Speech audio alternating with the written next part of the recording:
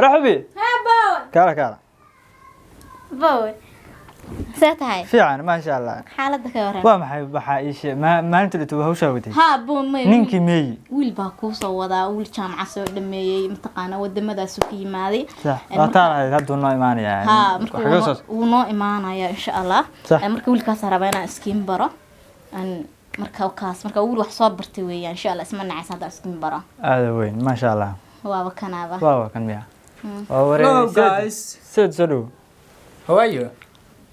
Are you okay? Hello, baby. Waa maxay wuxuu ku hadlay? Yes. Yeah. I'm giving to the white flower.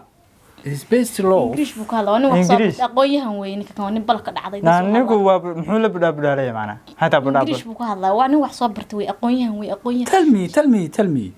What's he saying? Tell me maxay? What's he saying? Yeah. What are you talking about? I need this guy. Warbalaay anaga aragnay warbalaay naada ma waalantaadu Samir wata ma yaba wiilku wiil aqoonyahan jaamacad China ka yimaaday ninku horta ma Soomaali ba mise waa English I don't ninku ma Soomaali ba mise English What are you saying?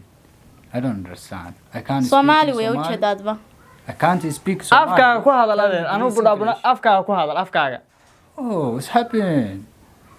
What's this? Ina wax barashada ka harnay wax barashada lagu dhifay ma budabna dan moodaysa adu gaalnima dan moodaysa waa gaalnima Listen to me.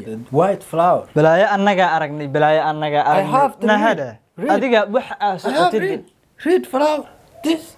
nawa nahada adar wax ku sheega adiga wax ku sheega af Soomaali ku hadal af Soomaali waa nin wax soo bartay aqoonyahan weyn ka aqoonyahan na aqoonyahan kale ugu dhifay na aqoonyahan. Please translate. Niku ma English marka aqoonyahan ku yahay English ba aqoonyahan ku yahay anagu ba aqoonyahan ma English ba aqoonyahan ku yahay English buu ku hadlay English ka adigu la waxaan ku sheegaa waa arkay dad afkoodii iyo dhaqankoodii ka tagay inay soo wajid wallahi ma yaba ninku waa aqoonyahan jaamacad soo dhameeyay Please tell me maxay I want this guy. tell me warka تلميذ ما قان What's happening? ما صبح أنا قال شيء ما ورق بح تلميذ ما قان نقط بلايا كتلمي سيسي تلمي لا مش نوع نقول سو قرب ما بنك أنا تلمي باندوني يا أنا ما تلمي ما معي أقويها وينك بو معنا الباي بلاي وحكوك كثر مصومالي بعتاي أظن مصومالي بعتاي بس محات صومالي بان هي أنا نكون محوها ده نكون صومالي يدب ونكون أقويها